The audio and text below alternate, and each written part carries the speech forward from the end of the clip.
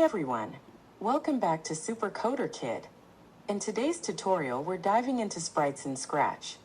I'll show you what a sprite is, how to add sprites using different methods, and how to change their costumes. Let's jump right in. Part 1. What is a sprite? So what exactly is a sprite?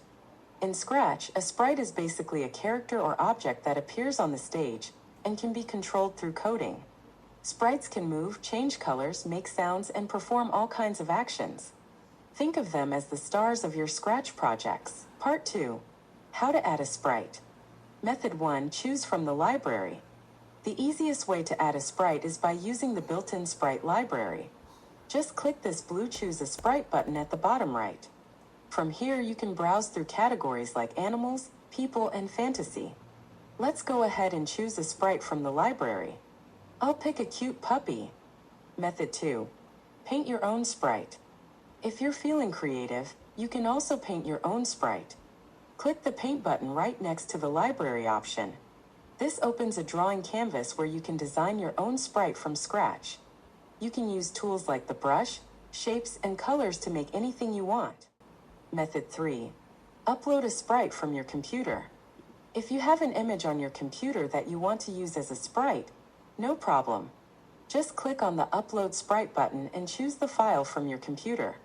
It'll be added to the stage just like any other sprite. Part 3. Sprite costumes. Now that we've added our sprite, let's talk about costumes. A costume is basically a different look for your sprite.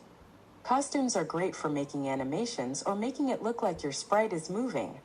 Each sprite can have multiple costumes. For example, this puppy has different costumes that make it look like it's walking.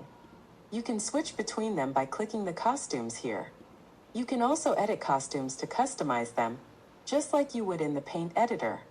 You can change colors, resize, or even draw on them to give your sprite a unique look.